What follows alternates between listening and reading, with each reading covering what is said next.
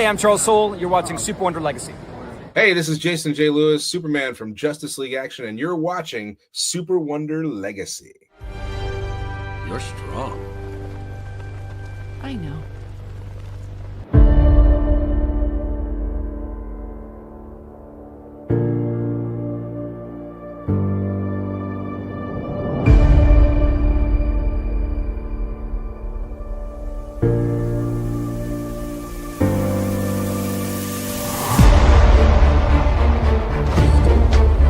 Are you a sight for sore eyes? It's nice to have someone who likes you for being you. It's okay. I've got you now. Just like in the movies. Welcome to SuperWonder Legacy. I am Jared. I'm here with Britt. What's up, Britt? Hello, hello. And today we are going to do something that DC Comics definitely won't. We will chart the love story of Superman and Wonder Woman throughout the canon of DC Comics, because there's plenty of material here. So we created an entire timeline that stretches all of DC's lore as the idea to basically show that you can build up and have it evolve with the DC universe. Because that's the other thing that I really liked about this is what we did is made it so the universe, first off, there's actual anticipation and build up to the relationship, unlike with the new 52, where all of a sudden they were just dating. As much as I love that, problem. But it's it allows the universe actually progresses and grows throughout the relationship.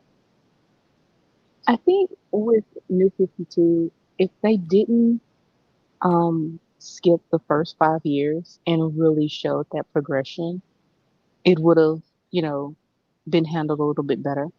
But it felt like they were trying to rush certain things because of course, they were looking for the monetary aspects of things. So I believe it was said either on Twitter, I don't think it was in a documentary, but it was said that Superman and Wonder Woman being together was planned out from 2010 or so. So they already knew that they were going to get together. But I think that, as I said, with the rush of WB in trying to, meet their expectations or, make those types of demands, then, yeah, we skipped through that. 12 issues of Justice League. I mean, you would have gotten something. It could have been a little bit more concrete. And I would say that if Charles, if the book would have been able to breathe, I'm pretty sure he would have probably did some type of flashbacks to fill in the blanks for us as well. Yeah, exactly. It's like when you look at what Volume 3 and on you turned into, Volume 3 and on could have been straight flashback volumes of them growing together, or at least them showing more attraction to each other. Right. I mean, even with them having, look at World's Finest, with Mark Waid, he is able to tell the backstory of Batman and Superman. And even Robin. And he's able to flesh out, why they are the world's finest. And that's what we needed for Clark and Diana. And I think that, again, that was one of the aspects that Charles probably did want to explore. But when you have, again, they only think of events, what's going to top the chart, and more monetary, gimmick, what's going to get headlines or whatever. They weren't thinking of the actual story. Exactly. So let's get into this. Before we do that, be sure to like the stream, click that little thumbs up stream. It helps me in the algorithm. And be sure to like, comment, subscribe, share the stream everywhere. So let's get started. All right. So Britt, start us off. Okay. So as we all know, we know that Clark and Diana have this ongoing relationship. It's been since the 60s. At first, they were just acquaintances in the JLA. And it was very, within the golden through bronze age, it was very just teases and hints. It wasn't anything truly solid. You will get what ifs. We even got the first time they started doing the dating apps, or within that time of computer, matchmaking or whatever. So you have that, and then you just have these little tidbits here and there. You even got Ruby Spears episode. You have what was that? You have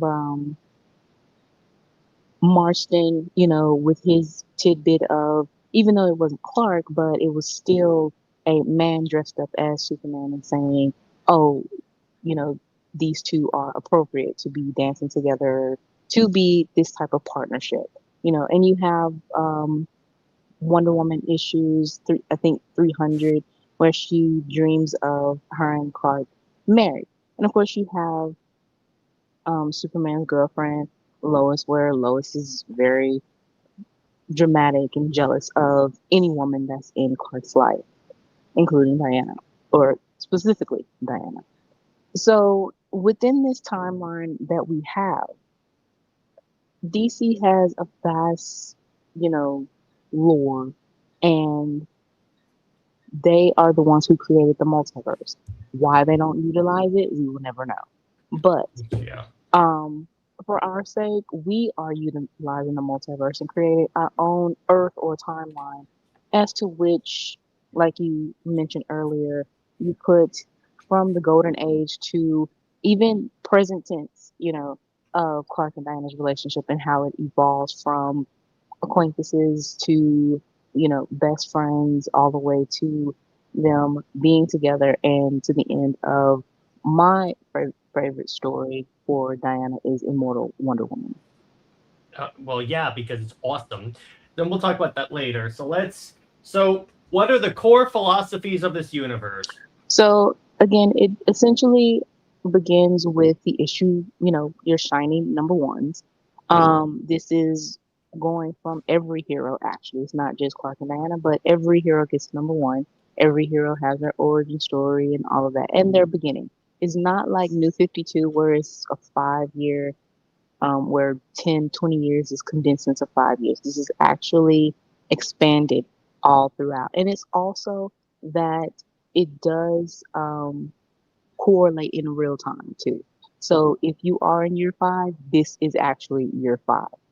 So it does have post-crisis era characterization, mostly for Diana, because Perez is the golden standard. New 52 Superman is our Superman because he is more balanced with his heritage as the Kryptonian, raised with, the human upbringing. Then you do have New 52 more larger scale events. Um, Also, with our introduction, I forgot to say that stories kind of like Our Worlds at War, Wonder Woman 175, Midsummer Night, JLA Midsummer Nightmare, Pain of the Gods, Spirit of Truth, League of One, um, For the Man Who Has Everything. Those are key elements that we twist a little bit to make this, again, you're taking these stories and, in a sense, yes, as we always do, rewrite them, but it's still keeping the core aspects of, what they should have been. All right. Then you do have our later parts to pretty much be the payoff that we needed. So you do have Kingdom Come and Frank Miller's verse kind of mixed in, jumbled up together, but you don't have that dreaded ending. Is much more realistic and uh, lively, happy, I would say. So yeah, Clark and Diana's relationship is never a sort of, as you said, an all of a sudden thing or just a gimmick. It doesn't feel like that. It's actually an ongoing story to where you are rooting for them. And one thing which is actually happening is one artist actually did a tweet yesterday, and supposedly he's doing a small project that has something to do with Clark and Diana. I saw So that. Hopefully, it's something, but I doubt it. So we're going to see what that will be. The other thing is Stephanie has the Wonder Woman news that's going to be announced later this year. We'll see what that is. It could be either she's taken over or it's a done book. By the way, Absolute Carnage asks, have y'all written fanfics? Britt, you want to answer that question? Plenty, plenty. If Like, you have been on the sites and have seen a user named Night Sky Wonder, that's her. That's her. That's actually how we met. So anyway, let's start with Error 1, the beginning. okay. Oh, one more thing is that within this, the important thematic idea of this is that Clark and Diana don't just fall in love instantly. That is the one thing that, again, was a critique. They didn't fall in love exactly, at that instant. It's not a first sight type thing. It's that corny nonsense. No, it is to actually build a realistic relationship as to what a relationship's supposed to be. Yes, it is fiction, but you also go within this, like, actually have some type of um, real feelings within it. And I think that's what's missing within even DC right now, is because they are relying so much on traditional aspects of, this character is the love interest, so they have to be that, and they don't put in the work to make you care for the relationship.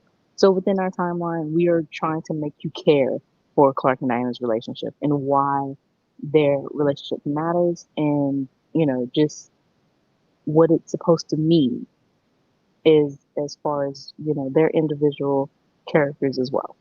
Yeah, exactly. So Error 1, the beginning. So this is rough, just a rough thing of issues 1 through 50. It can be 1 through 25. It doesn't really matter. But this is where you're getting their origins. You are getting just everything that makes them them. And of course, you are emphasizing that Clark was Superman before Lois, and Diana was Wonder Woman before Steve. So again, you are taking elements from Action Comics, New 52 Action Comics, and making him the champion of the oppressed many people. With Diana, it is the whole origin of Perez. So, of course, you also have elements of Ma and Pa, Kent, and you have Laura and Jarrell within this too. They are very important to this because that really establishes, again, who Clark is before he comes to Metropolis and why he is who he is in the first place. I, as you know, I do not like that implication that only one person is either of their motivations. Yeah, because ultimately what that does is it oversimplifies who the character is, because it makes Clark seem very infantile and very like, oh, I can't do anything without Lois. That's why I say again, fans that use that argument are just Lois Lane fans. That's it. That's all they are. Right. So with Diana's number one, of course, like I said, it is Perez through and through. You also get the Amazons, you get everything. And Nubia is included with this to establish her because, of course, she is starting to get a lot of traction within the Wonder Woman fandom presently. So, yes, she will be important. Um, yeah, everyone that is neglected now within DC, especially in the Wonder Woman lore, will get that respect. Steve is an old man. Um, As he should be. yeah. So, you know, as we go on and explore other relationships, that they have, yeah, Steve is not one of them.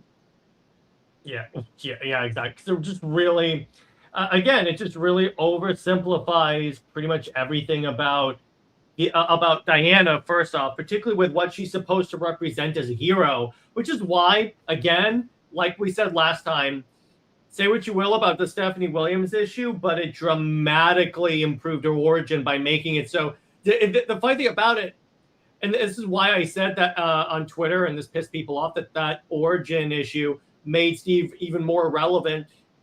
He's not even the motivation for her leaving the island. I mean, the thing is, they don't even meet. Like, so it's really no purpose in, you still don't know the purpose of their relationship. Even in the preview of the issue that releases tomorrow, eh, I mean, Steve said something like, "Oh, he saw her and he was drawn to her." But first of all, she has on a mask, and second, she really just looks like the same Amazons as that's right there. So it's really like it's an afterthought to try to make a point of why they are together to where it feels contrived. Stephanie is making an effort with this, but yeah, the more you see this, it's like Steve is not important at all. Which again, thank you for correcting the mistake of the current run. Anyway, so then you have to Earth. I almost said Earth 2, Era 2, the first spark. Okay, so this is 50 through 100. Again, we're just popping off, some issue numbers. But within issue 50, though, this is something that Perez did want to do. You had where Clark and Diana, of course, they showed their attraction from, you know, um, when they first met. It was a little awkward. It was, just them trying to understand what this is. Diana and Clark do have like dreams of each other. Diana prays naked to Eros to understand her feelings. And then you have Action Comic 600, which was a total bust. Even Perez said it was a bust, and he wanted to essentially rewrite that to correct, what Clark and Diana's relationship was actually supposed to be. When you read Perez, you see how every relationship comes to a full circle, and how it has this parallel type dynamic, and everything I would say is a mirror.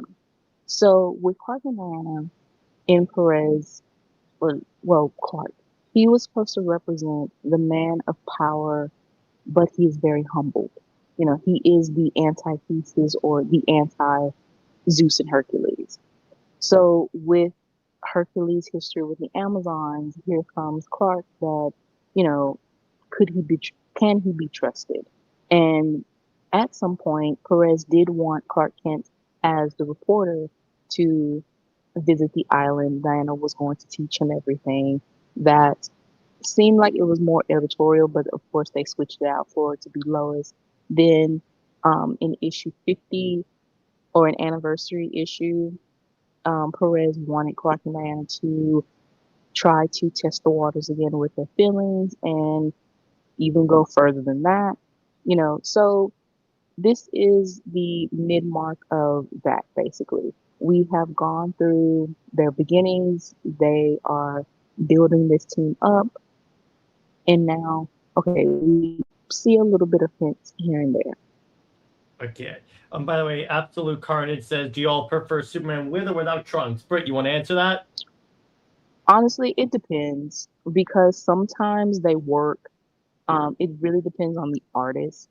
Other times, I do like the new 52 suit as long as it's not bulky looking. Yeah, with me, it's like I don't think I think most artists can't make it look, because again, then you also get in James Gunn's Superman where it looks like a freaking diaper, and it's I like mean, well, yeah, go ahead. it was the Fortnite suit that's trying to have the trunks, but also new 52. So it really does look like the Fortnite slapped on red granny panties, and it's just not worth it. Yeah, like But even on the image on the right, I'm like, it's because here's the problem. They're like, oh, it's supposed to be the circus strongman or like the wrestler. Wrestlers don't wear their underwear on the outside of pants. They would normally just wear the underwear. right, so yeah, That's why it's dumb. yeah, so it really just all depends on the artist, I would say. Okay. Era 2, the Perez influence. Speaking of Perez. Okay. So again, they don't date that. They do just acknowledge that they have this attraction to each other. They you do incorporate other romantic possibilities because of course, I mean, we aren't like the ship one person only type thing. They are to have certain experiences with other people, because they are human. I know that seems difficult for some people, but no, Clark and Diana are going to have true experiences. Yes, we know that the end goal is to have them together, but it's still, how relationships work. Um, so again, with the Perez influence, this is where they do consider a romance, but it's still not the right time yet. And that was the one appealing thing within Post Crisis was that Clark and Diana's relationship solidified the in a sense the one that got away or the right person, wrong time type thing. So you deal with um, uh, the most important stories within that. Asa still being kind of like a messy matchmaker. Um, you have even Barnes' run or even Eric Luke's run. So you have those significant milestones within the story to show that there is interest. It might be a little awkward, but better than Action Comics 600. Yeah, exactly. That's a really low bar, Brent. I know, Randy says, but yeah, go ahead. I said, yeah, I know, but we have to. I mean, I would say 600 is the bar in the abyss, and then you have pretty much the back and forth of the early 2000s of post crisis, where you could just feel the like I said back and forth of writers wanting to tease it. Then you have editorial restrictions, the status quo of the marriage and everything. So you can just feel that awkwardness. Exactly. Randy says the problem is that they don't want these characters to evolve. They want them to stay stagnant just to appeal to an audience that's a couple of years away from being eligible for Social Security. They're not even a couple of years away. They're already there. That's the thing. They are mostly there or like halfway into kicking the bucket. And that's the thing. It's like, even when Wade was like, talking trash about Kingdom Come, I'm like, brother, you realize you're talking bad about the story that made you like the powerhouse you are today? The only reason why he talks bad about that is because he got bullied by Lois Lane. That's the only reason why. And it's kind of like, dude, please get a backbone. Yeah, exactly, exactly. And it's just really like, it annoys me, to say the least.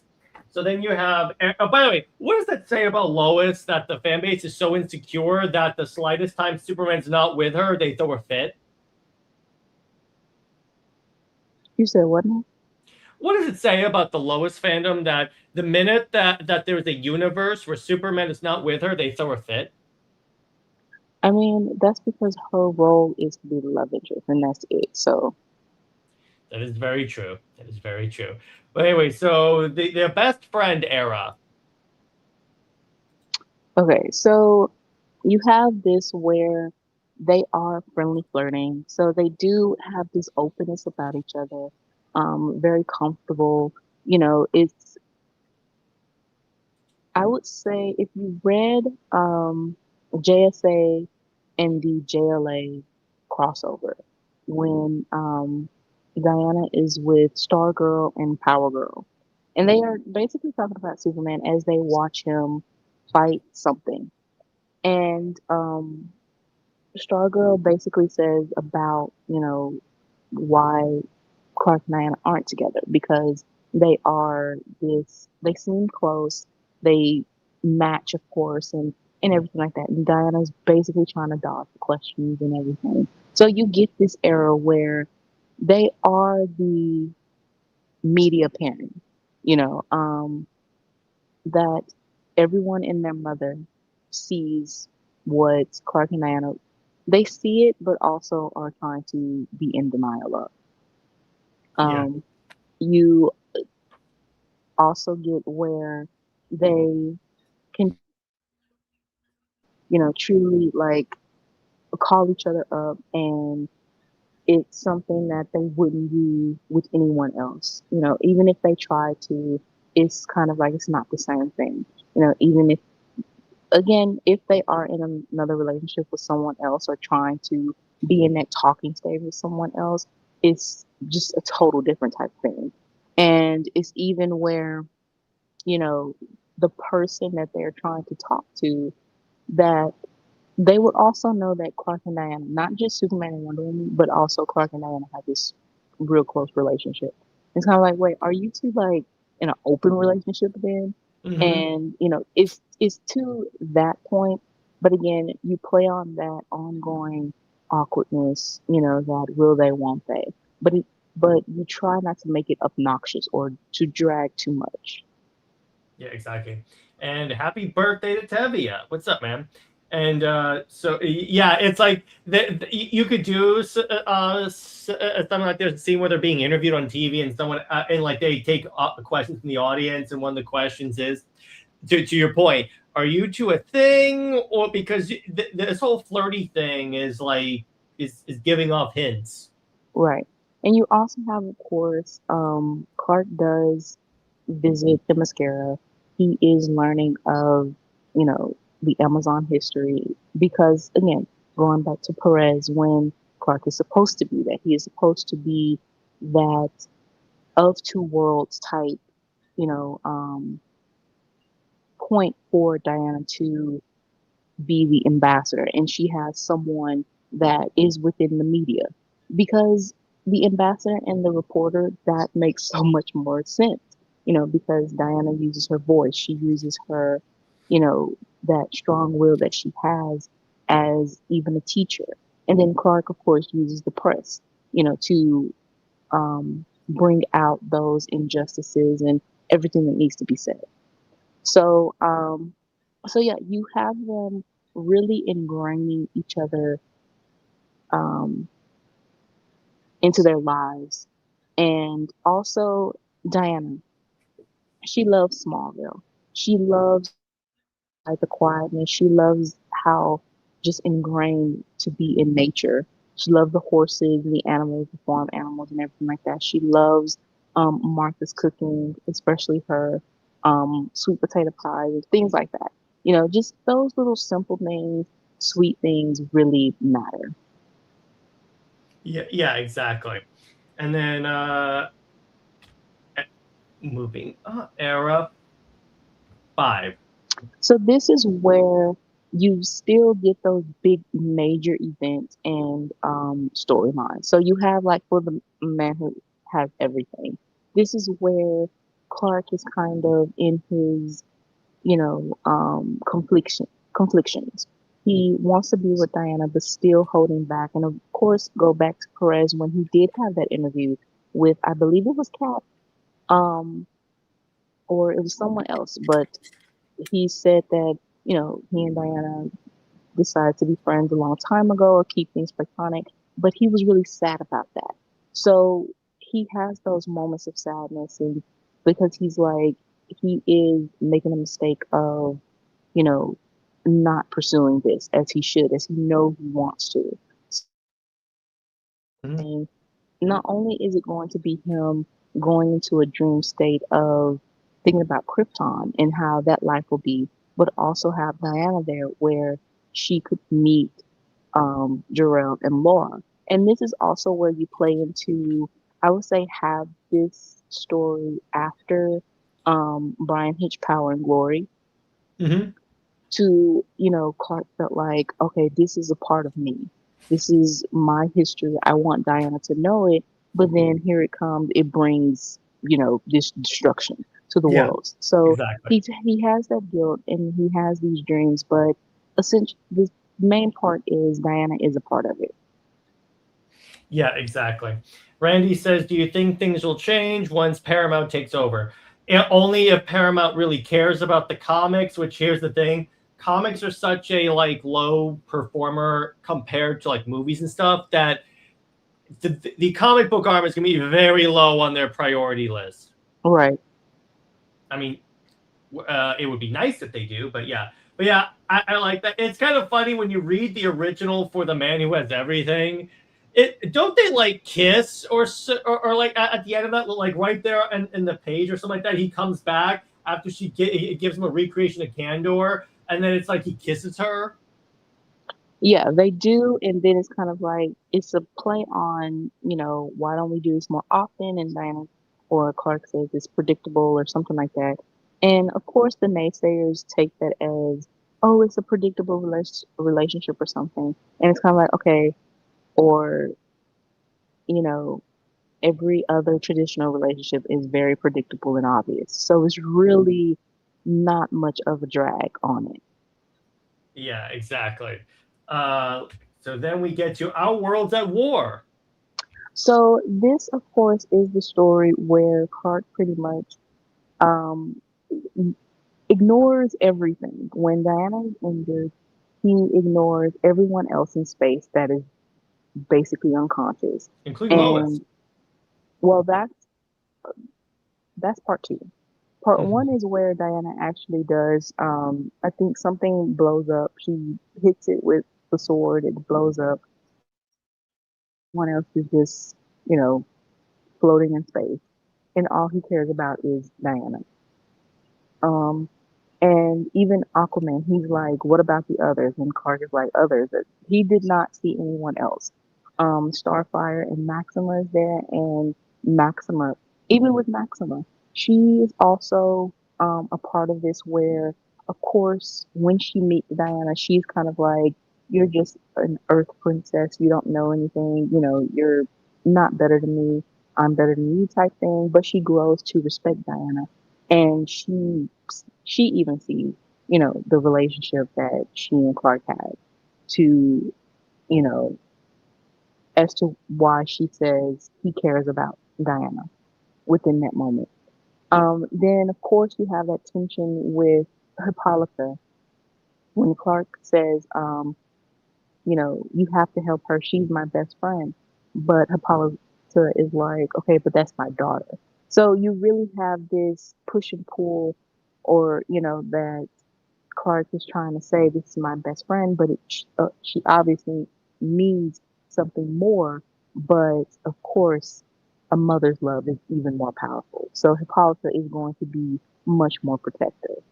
And then, of course, in part two of that, where it is Hippolyta who takes Diana's armor and tries to fight in her honor. Clark is he basically gives up. He's like, no, not Diana, and he ignores Lois calling him, to save her father, but he ignores it and he goes flying off to who he thinks is Diana, but it is Hippolyta and she dies. But in that moment, though, it's still showing how much he cares for Diana, that he doesn't want anything to happen to her, and he also feels bad that Diana loses her mother too. So there's another emotional moment because at the same time, I think this is maybe right after um, Jonathan dies as well. Mm-hmm. So If I remember the canon right, right, yeah. so not only does Clark lose Jonathan, Diane lose Hippolyta, so they both had that to grieve together in a sense. Yeah, exactly. Wonder Woman 175. Okay, so within this one, this is of course Cersei and her meddling, and you have this moment where Diana is the only one that could snap Clark out of his raging state. The dialogue in that was it was cute. It was to say that Diana loves him, but she loves, of course, they have to say, but I love him as a best friend. And also that how, bring in Lois. Yeah, we're going to scratch all that. Yes, she does say, I do love you as my best friend, but also that obviously that love is more. But this moment right here, it is a very powerful moment. It is a moment where when editorial was fighting back against it because they felt like it would emasculate Superman in a sense of he is supposed to stand strong, and even if they wanted to reverse it, to have Diana crying on his shoulder.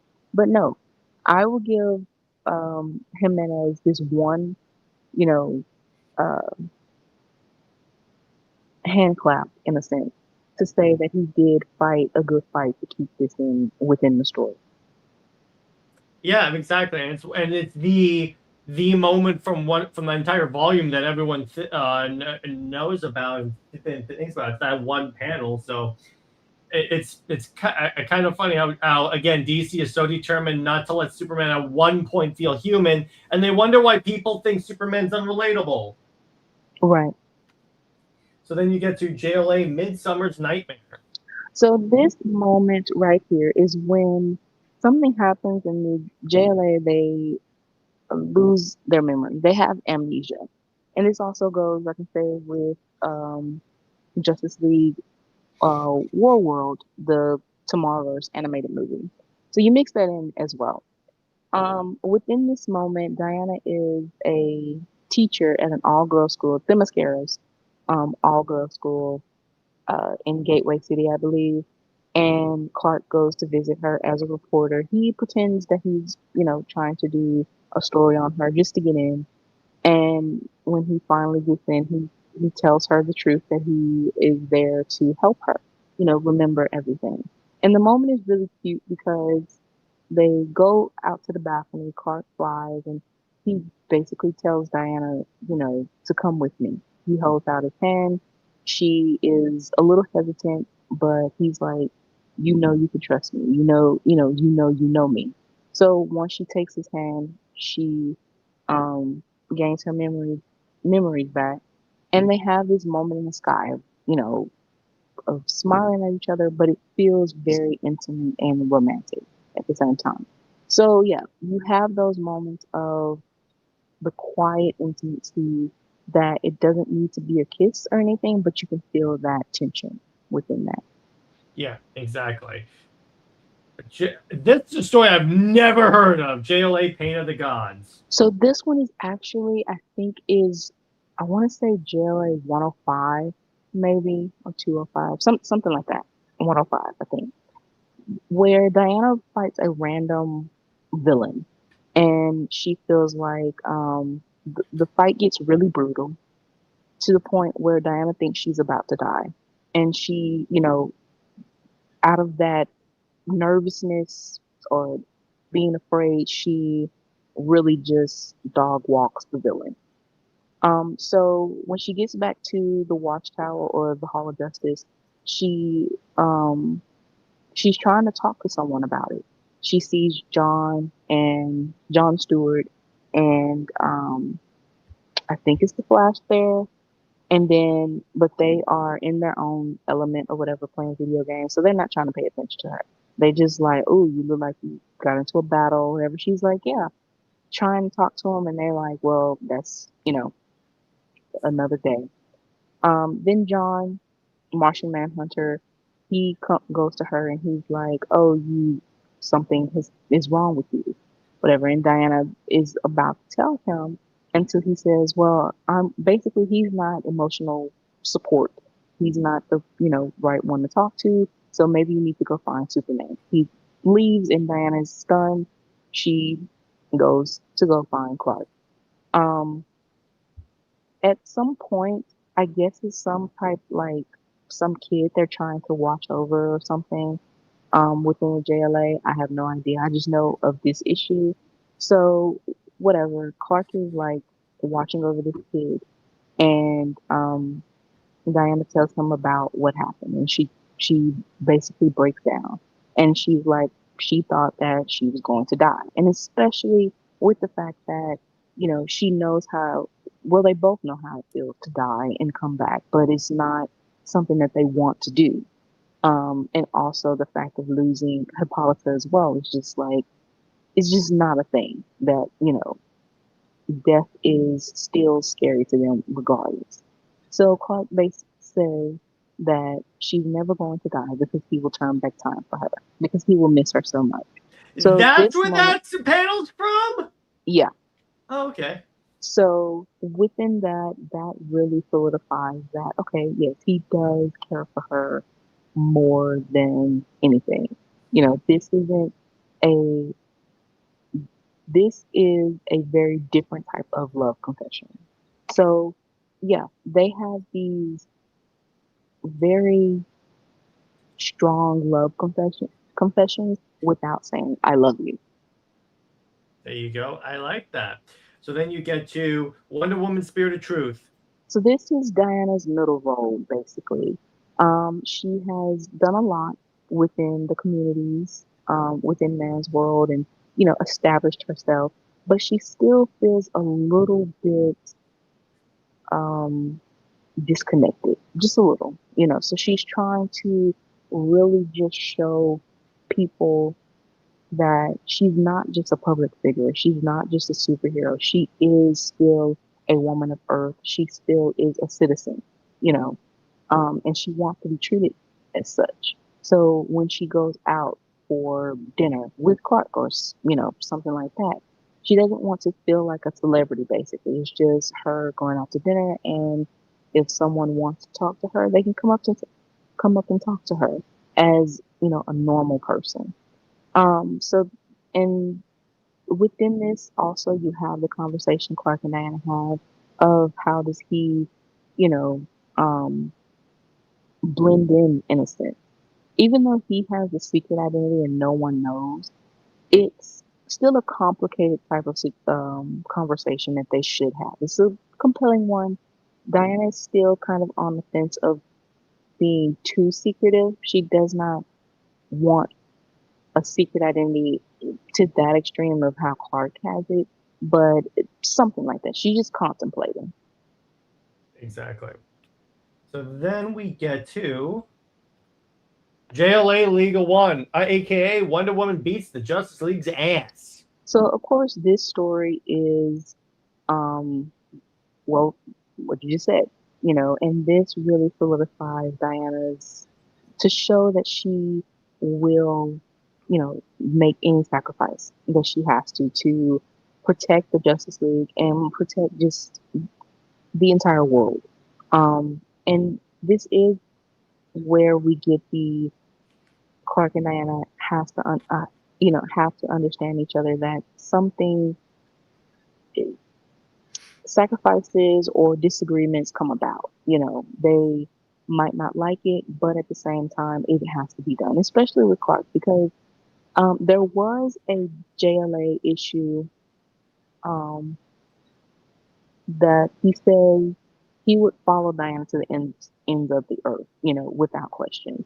But at the same time, it's like, you know, he still needs to know what's going on, and she just needs to give him that trust, though. You know, he would do anything for her, but at the same time, she can't just jump. He has to be there with her and um, know about it in a sense. So this is one thing that again it shows how Clark is very emotionally attached to Diana to a point of he does have separation anxiety or something like that. Yeah, exactly. Oh, I love in that image where he's not just doing like, no, he's punching her chest to restart her heart. And I'm like, my God, dude. Right. That was always really funny how that's drawn. Then we get to this one surprised me that you were including this, the death of Superman. Okay, so this of course is going to be basically doomed. Well, no, my bad. Doomed is later. Death of Superman does happen, but everything that happens within that does not happen. It is going to be Doomsday. It is going to be Doomsday versus the Justice League, or everyone, even the C-listers that was in the original. It will be everyone within the Justice League, and Doomsday will be an actual threat to everyone. You know, it's not just a troll monster that you punch and see who punches the most or who punches the hardest. It's going to be an actual emotional and um, psychological thing that's happening with Doomsday, and it also goes into the lore of Krypton. Instead of again, it's not that Doomsday is just this big spiky Hulk mutant thing, whatever. So yeah, that's within that, and you see actually Diana's um, the emotional toll that it takes on her. How actually losing her best friend and the man she loves is she never knew that it could affect her like that. Yeah, exactly. Now, let's be very clear. This is not going to end up like Tom King's Wonder Woman, where she stops being who she's supposed to be and tortures characters. Correct? Oh no, exactly. She is definitely going to keep fighting the good fight.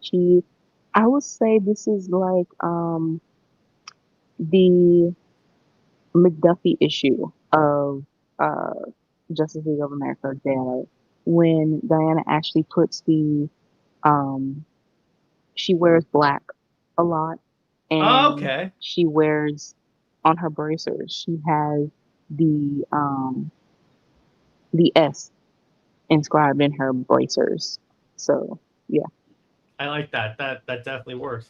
Then you get to the relationship, the return, and the relationship starts changing. So yeah, he has returned.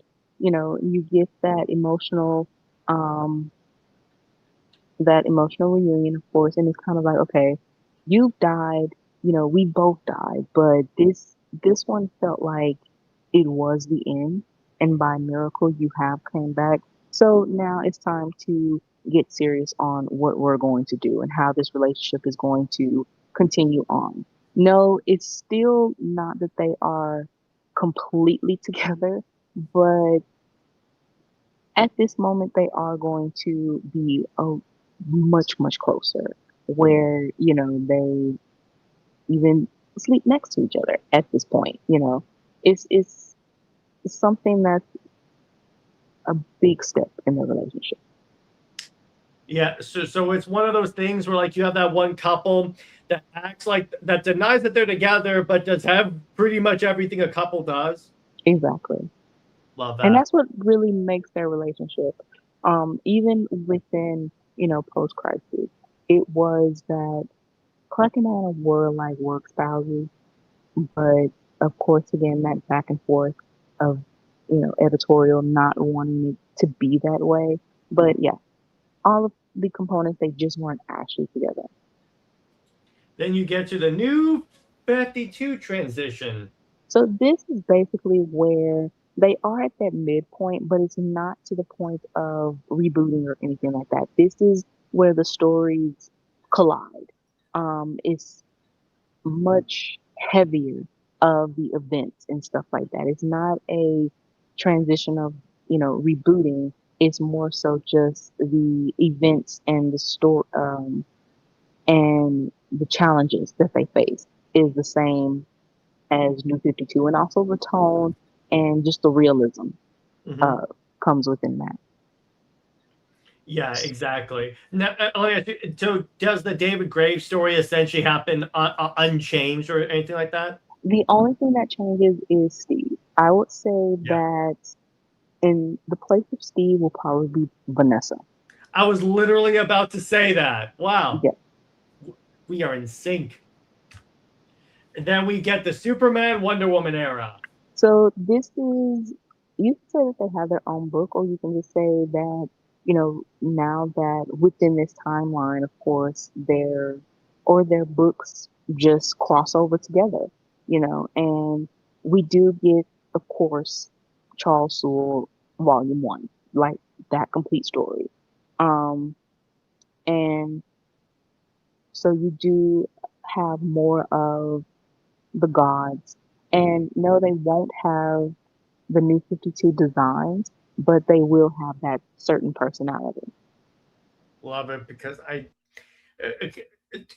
it's like when new 52 Superman says snarky stuff, like you don't know that much about me, do you?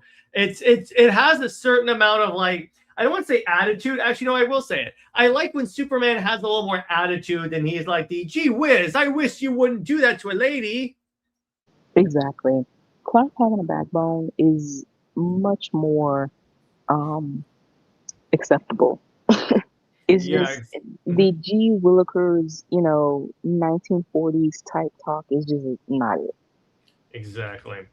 Then you get to Doom. Now, here's the interesting. So you're doing Doomed and Death. That part surprised me. I was like, okay. So Doomed is part two, and how you basically put these two um, stories, together.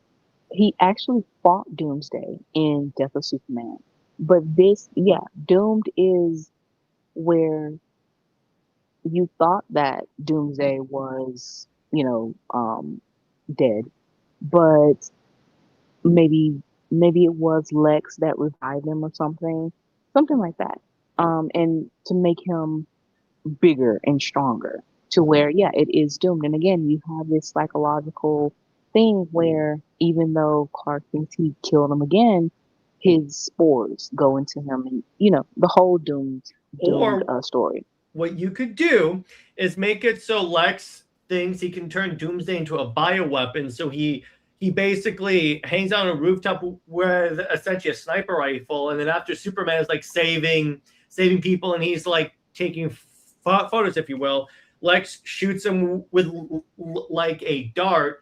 Obviously, the needle would be like laced with kryptonite that injects Doomsday's DNA into Superman. Exactly. Because that way what you do is you make it less like, oh, the creature infect him, so it's easier for like the people to maybe turn on him a little bit because they see him, oh, he's turning into a monster now. So in other words, you could kind of do a way better version of what James Gunn did with Superman. Hmm. So all right, next, Justice League versus the Gods of Olympus. When as soon as I saw this, I was like, yes, yes. Yeah, so this is essentially the story that you have been dying for. And again, Apollo, he basically kicks it off because he is angry that the um, creature, as he called Clark, bested him, So, in a sense, Apollo does manipulate, and with the help of Eris or Strife, manipulate all the other gods into believing that the Justice League is a threat, and that the Justice League feels like they are now the, of course, modern gods. You really don't have a within this. I would say Hera. She does have this resentment just a little bit towards Diana because of her existence in the affair, but at the same time, she's not that petty. You know, Oh, so it's the Zeus origin in this timeline. I I'm going back and forth with it. Um, I would say that not exactly. It's kind of like I would Ambiguous.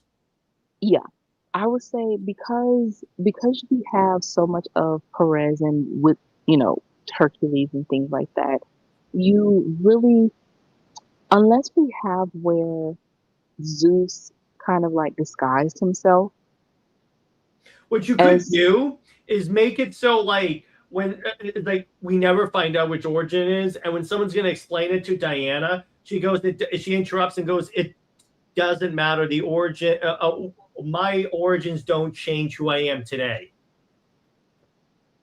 right. It's something like that. But I would still say that Zeus, in a sense, did disguise himself at some point. Uh, you know, because that's what he does.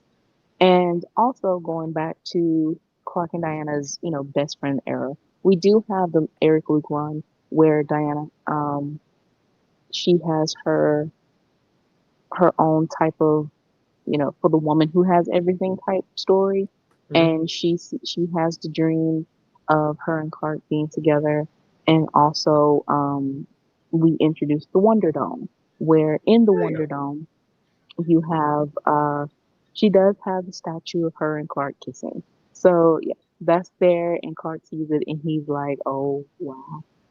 He's Mhm. very flattered, very like he knows what that means, but at the same time it's kind of like it, it's very much beating around the bush type thing. Clark flies up, looks at the way he's representing the statue, and goes, "It looks just like me." So then you get to the sacrifice or trigger warning. So within this story, again, of course, we are rewriting ourselves. So that's basically what it is. Is our rewrite of sacrifice and how Diana has to deal with it. Clark is, of course, by her side through it all. Um, the public does have this back and forth thing going on, but eventually, of course, they see Diana's ways. Yes, Diana does fight Medusa, and that is one argument that she makes within that, and she does go blind at some point. You know, Athena's gray silver eyes, you know, that whole thing too. Um, so yeah, with sacrifice, that is another thing that needs to be corrected.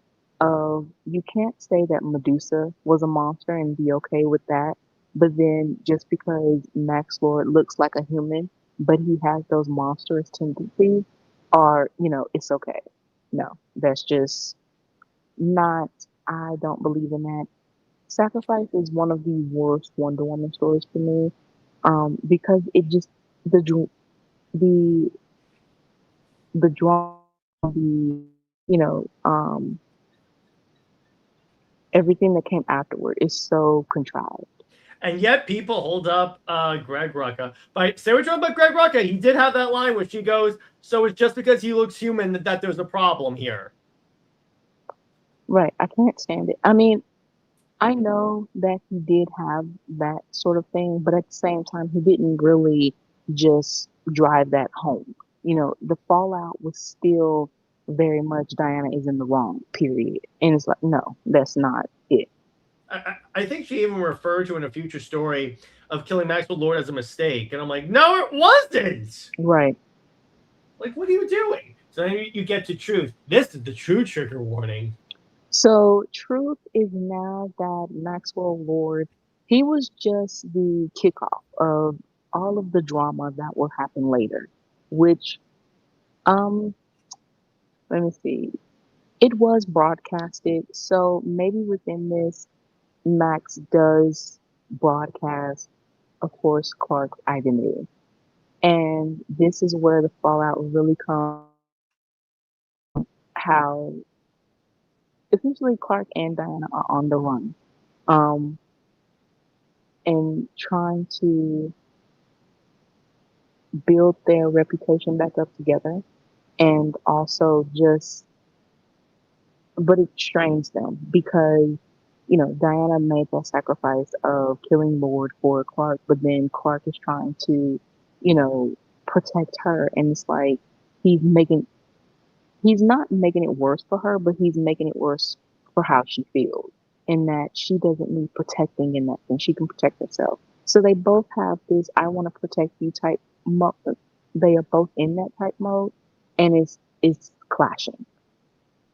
Yeah, exactly.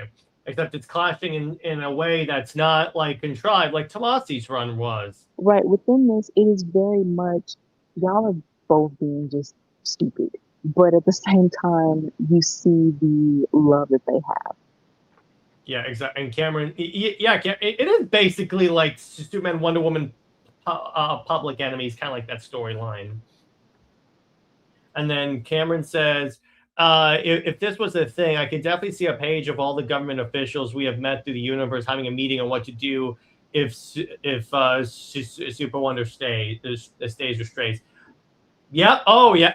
Well, you kind of had that in the New 52 because that was the inflection point that led to the creation of the Justice League of America, the team. That was the thing about it. It never really made sense. So because Superman and Wonder Woman are together, that's why you formed the Contingency League. Well, it was Steve was on that team too, so of course Ah, he was being a bitter. Uh, he even said she can't handle being in a relationship. She'll learn. It's not her fault. It's just who she is. And I'm like, oh, shut up, bro. and to say that Diana cannot be in a relationship, and that, and for in a sense Rucka to reinforce that, it really like show that neither one of you know Diana, and also to have her as she needs Steve to stay in a relationship. Like that's still just awful. Exactly. So then we get to the power couple era. So this is where Clark and Diana are basically like they don't care about, you know, trying to have a squeaky clean image anymore. They did what they did, and as a hero, you make sacrifices. As a hero, you do things that at some point it may look bad, but in the end, you still saved a lot of lives. And this is where the public is starting to see that as well and accept them. They have both have their public identities, and they are building that reputation back up to be this, the ultimate power couple, and everyone knows who they are. In this moment, you do have where, say, they're in a park and kids come up to them, they call them by their first names, they're having fun, things like that.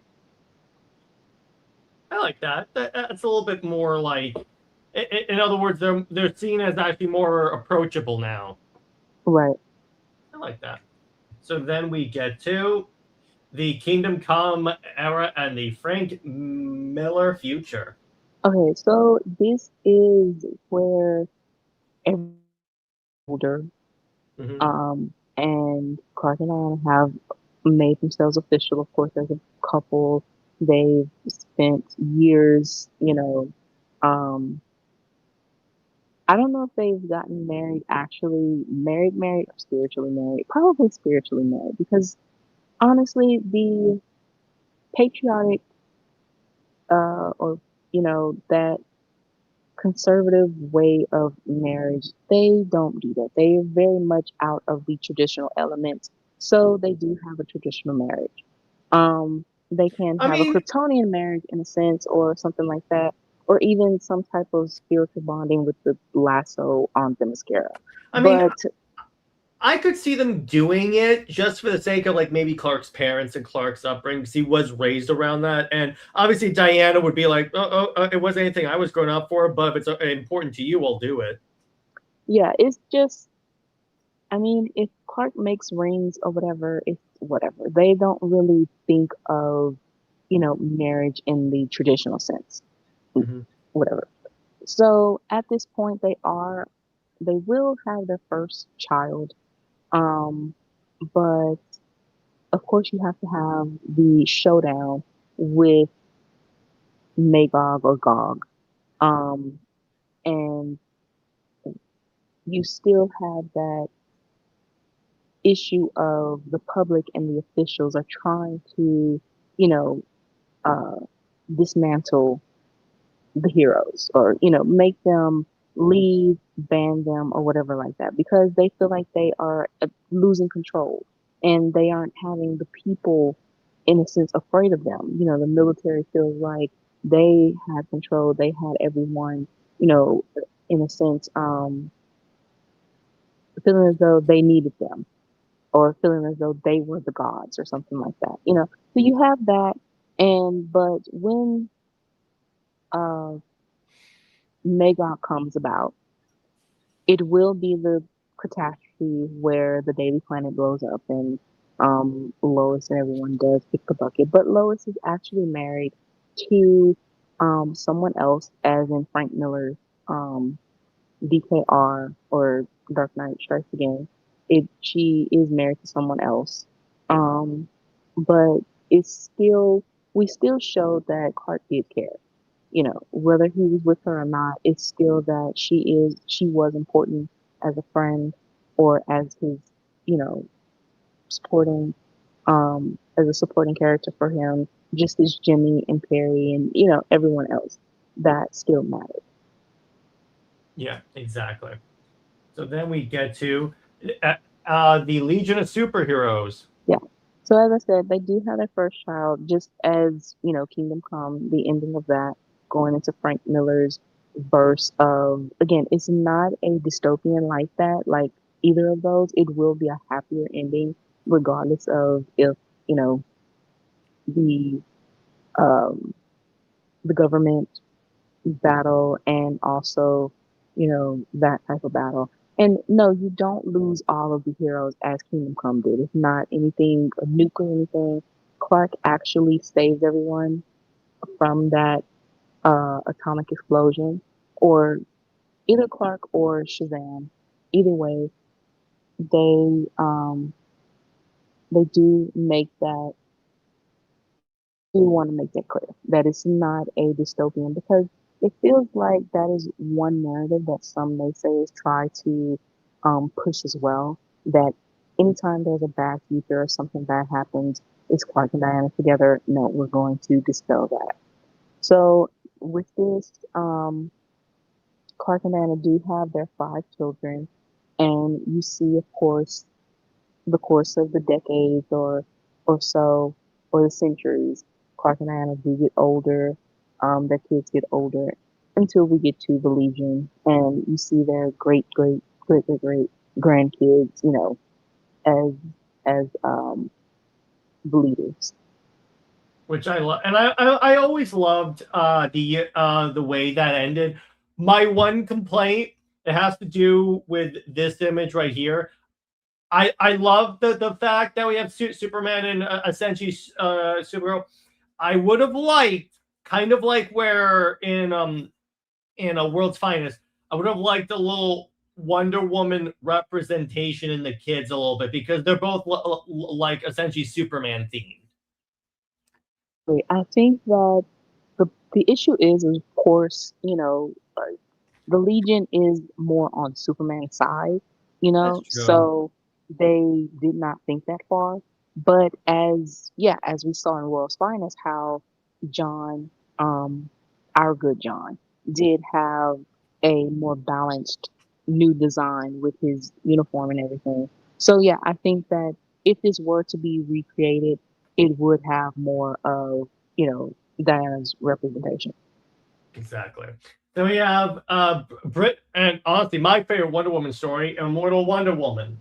So of course it will follow Immortal Wonder Woman. After it's the end of time, it is the end of this earth. They fought, they've done everything. Their kids actually, they do all kick the bucket because it was a great battle with some type of cosmic thing, and this is where the darkness comes from, and they're trying to save, whatever, all of that. Again, within what happened with in Immortal Wonder Woman. So Clark and Diana are the last ones standing to fight back, and um, yeah, just the whole thing of, even, you have the new gods, dark side, and everything like that. And Clark and Diana actually have more of a confession, or this moment.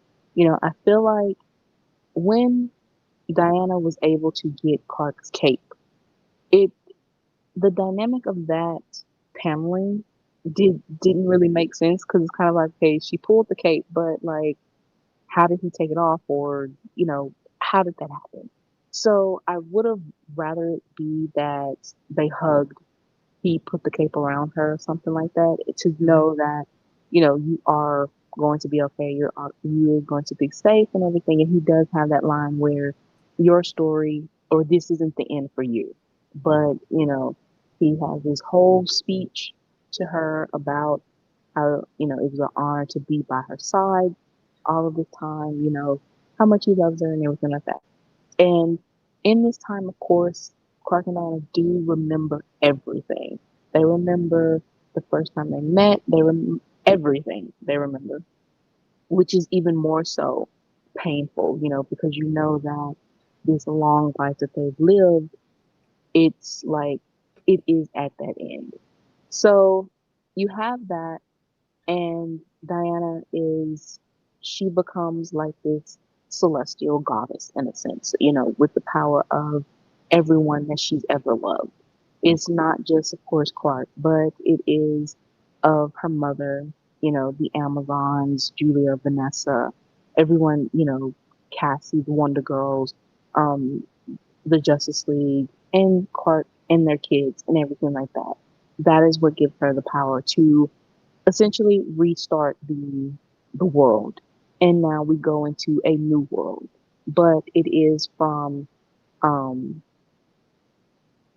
Wonder Woman, and it comes from, and that idea, of course, comes from um, Crisis on Infinite Earths from Tomorrowverse.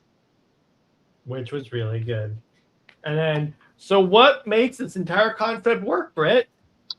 Really, it is, of course, we are showing a little bit more detailed of what makes Clark and Diana's relationship work, what makes them important to each other.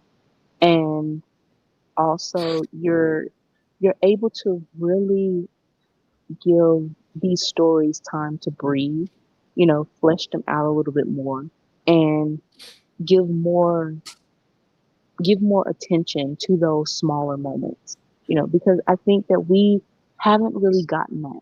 Even with the traditional relationships, it's always just because that's what it is. It is, or it's because, that is the love interest. That's it. That's all.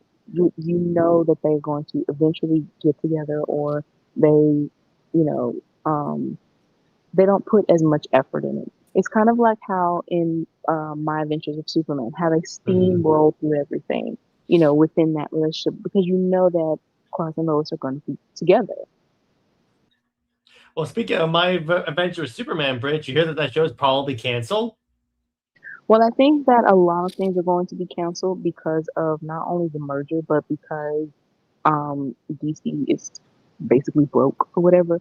So yeah, I mean, I'm not Thank surprised to see you, that actually. Paramount.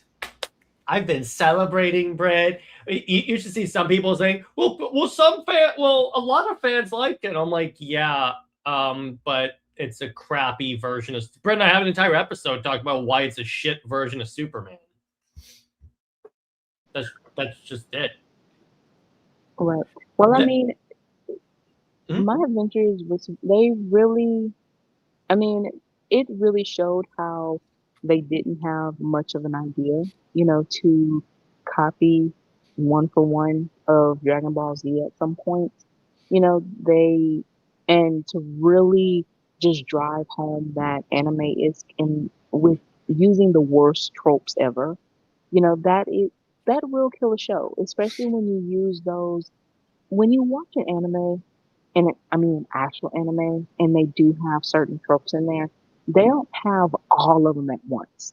To where even if it is the annoying thing, it's so spaced out that you can get over it. But when you have one show with everything that's the worst, then yeah, it's going to kill a show.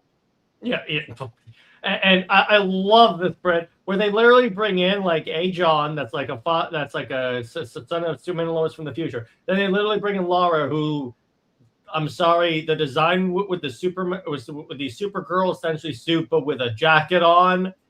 Yeah, That's giving Major Lara vibes. Golden Child, anyone? it was. Yeah, it was. Why is it that every time they try and copy Super Wonder, they do it poorly? Um, I mean, because I think they can do better. Lord knows they can't. So it's like that. So, like I said at the beginning of this episode, one of the things I love about this timeline that Britt made is like, look, I like seeing how the universe progresses based on how the relationship goes, and it's like there's a certain, and the other thing again, proper build up, because that was the problem that the new 52 had. Now hindsight, did it work out and we got some great books and a great relationship out of the deal? Of course, but it's like the idea that's like that it just came out of nowhere. That was the problem, where it was like, are you kidding me? It's like out of nowhere, Justice League 12, oh, they're kissing. Well, I don't think it's like that because they did have the talk. They did. I would say issue 3 was when they, of course, had the flirtation part. And within those little moments, they did have small moments. But the thing is, Jeff Johns, he was so focused on building towards events that he didn't give time to really breathe within dynamics, just Mhm. period. So I would reel that back a little bit to say that in 12 they did have the conversation first. The kiss was more so of a tension thing and, that emotional high. Then in 13, 14, and 15, they did slow it down a little bit, So I would say if you had just a little bit more, probably one more issue, then it would have been a little bit more balanced. But across four issues is fine. And then again, with them having their own book, we could have had that fleshed out a little bit more. So I would say that it wasn't the worst thing. It wasn't too rushed. It wasn't rushed like John and Jay. Because Now here's the that thing, was rushed. it at least took a year because that's what people forgetting is that these issues were coming out once a month, so it took a year for them to actually put them together. Exactly. So it's like yes, it's like out of yes, there's not a lot of like oh my gosh they're together, but here's the other part that people forget: Justice League 12 is not the beginning of the relationship. It's the subsequent issues in Throne of Atlantis that lead to that. That's just the catalyst because it's like Britt. Remember when like they're not together at first, where it's like even Wonder Woman after they rescue Cheetah, she's like it was just a kiss, but they both agree it was nice, and we have that great panel of them standing, and then there's the Earth like behind them. Exactly. So it's like that wasn't the start of their. If anything, the start of the relationship was their date before the Atlanteans like flood the city. Exactly. Right. So it's like everyone treats it like Justice League 12 was the beginning of the relationships, but I'm like, it wasn't though. And plus, it was kind of set up when I mean, it was to a degree in the early Justice League issues where Wonder Woman, where Superman goes, "You're strong," and Wonder Woman goes, "I know." Yeah, you have that, and you also have where Diana, kicks Clark in the face, and they have that moment too of she actually apologizing to him, and Hal is like, "I didn't get no apology," and things like that. Those little moments, or like I said, it's very far few in between. There's even a moment where Diana writes Clark a note, so it's very small. And I think that if John's, you know, emphasized on those smaller moments or had even more moments like that to really just plant a little bit more seeds within that, then it would have been better. I agree. But the other thing that wanted to mention, going back to the timeline, what you could do, Clark does the whole proposal. Diane just says before you say anything, yes, and then Clark goes just like that. She goes, "Well, Cal, it's like as far as I'm concerned, we're already married, but it's like if this formalizes it, fine." Right. Yeah, because I do agree that Diana wouldn't really be the one to like emphasize marriage or anything like that. It would mostly be. I mean, she would still go through with it because obviously, in addition to she loves Clark, it's also more like because the thing about Diana, and this is the other thing that you brought up in the timeline really well, and in the regular DC universe, Diana respects the traditions of man's world like very much so. It's like it's the same way as she respects the traditions of Krypton and stuff. So it's like it's not like she is dead set against it. Right. No, she's not against it. It's just more so like it's not a thing that is just important to her. She feels like if I'm with you, I'm with you. I'm monogamous or whatever, or we have this spiritual connection. So having that sort of we need to go write it down for America's government to have us in a system. No, she just does not care for that. Well, yeah, exactly. It's not, yeah, exactly. But Cameron says, "Oh, talking from the DC AMU rewrite, will Khan be a clone of both of them?" Oh, Connor being a clone of both Superman and Wonder Woman. I think that would be interesting because it was I saw on Tumblr that going back to the uh, Superman and Wonder Woman page that they had a lot of fan art of Khan or even just some panels. really took on to Diana as like the big sister. So yeah, I would say that Connor has you know, a closer relationship with Diana.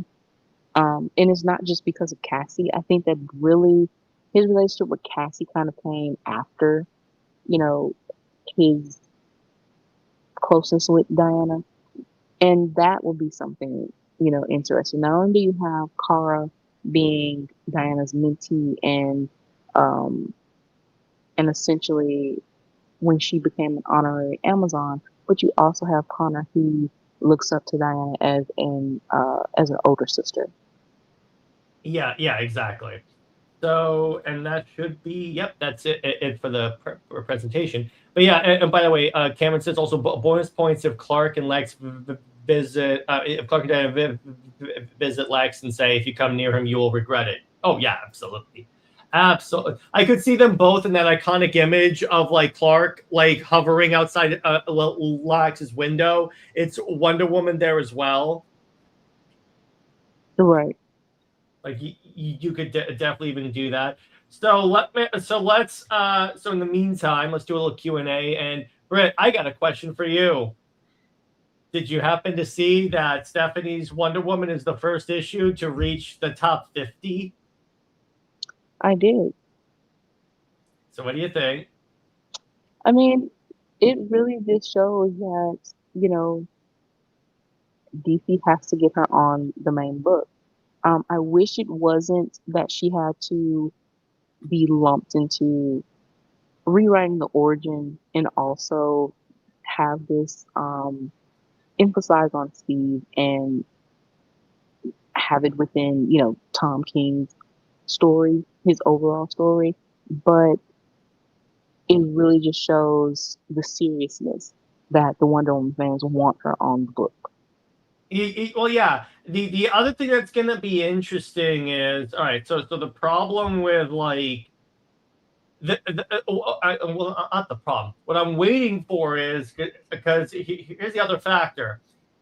If like the issue, if like you want to see how this next issue comes out, and in other words, how like 30, I think it's like 6 does, and then you want to see how well his return does, because if King returns and it goes right back down, that's a sign that DC really can't ignore. Oh, it's definitely gonna go right back down. That's not, that's not going to be that's not a question. It's just the fact of how long is going to be where, maybe she is ramping up to take over, but is it going to be a monkey's paw to where she still has to deal with, what King set up? It's not going to be fair to her that King can, you know, jump, way far from what Becky and Michael had.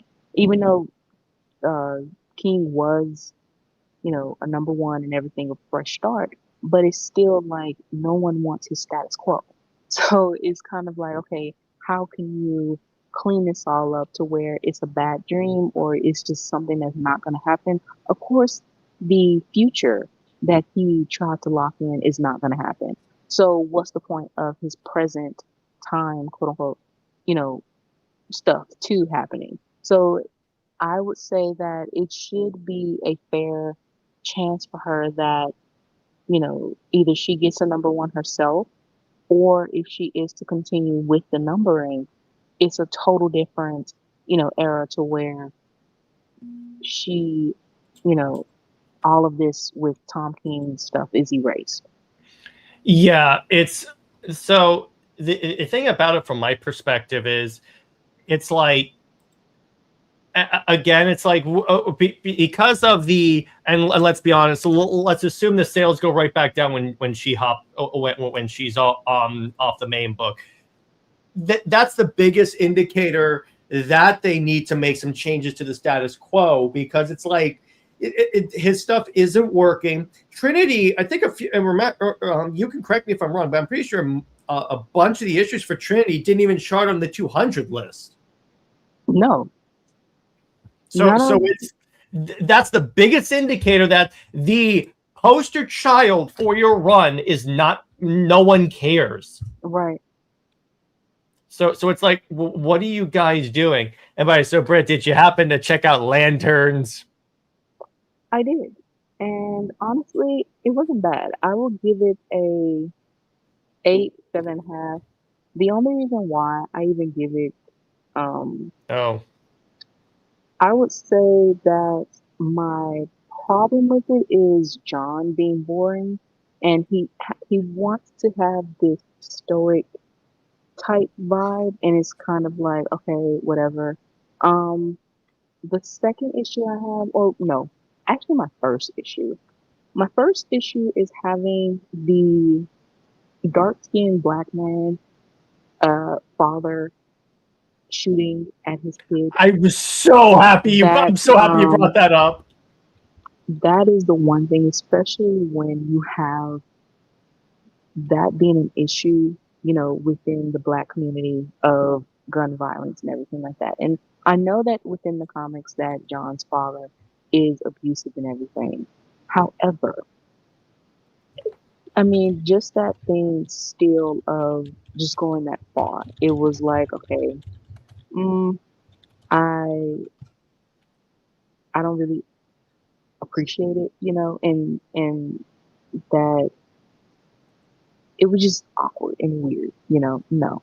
And then you have, of course, Light Skin John too, and everything, and it's very, um, if you're black and understand that, that is something that's very triggering and controversial, within within Well, that, and it's it's just something that I would hope that maybe they would address, and it seems to be an indicator that they will address it in um, later episodes. I know that I think his name is Lindelof. I know that mhm. he did Watchmen, and Which Watchmen was completely missed the point of Watchmen. no, I would say that it was okay. You're thinking of that original Watchmen, but in the sense of the Watchmen that he wanted, and again within the um to explore, you know, I think it was Oklahoma and the racism within that and everything like that. Yeah, but That then was that actually yeah. Go ahead. I'm sorry. that was actually very historically, accurate and what needed to be explored. So, and especially when you have Regina King involved, you're going to get, you know, history, Black history in that sense. You're going to Well, get that. So I would say that if you just have the basis of the show is that, then that's fine. So he just used Watchmen as the as kind of like a base. He did use that, or a an artistic type. I don't know. Uh, it was Watchmen Elseworlds, I would say. That's it the was best I can because say. Doctor Manhattan does not behave in the comics the way he does in that. Yeah, it was very much an Every character Elseworld. he brought in from. By the way, if ever there was an adaptation of Watchmen that Alan Moore legit came out and said I hate, it's that one. I would. Alan Moore hates everything, Well, but that is very true. So so whatever. my problem with Lanterns is that it ignores Lanterns lore because again they're trying to force into Silver Age stuff, such as I'm pretty sure you've been reading enough Green Lanterns to know that there can be more than one Green Lantern per sector. Number one, number two. Hal Jordan is not an asshole like he is in the show. Number two, number three. The the thing about it is like, and then in the show that's supposed to be Green Lantern, you kill the greatest of the Green Lanterns in the first episode. What do you? And here's the thing: people will say, "Well, like we give it more. That they'll probably bring him back." Gunn said that whenever someone dies in the DCU, they're dead. Number one. Number two, they basically confirmed that he is dead, and his ring went to Guy Gardner.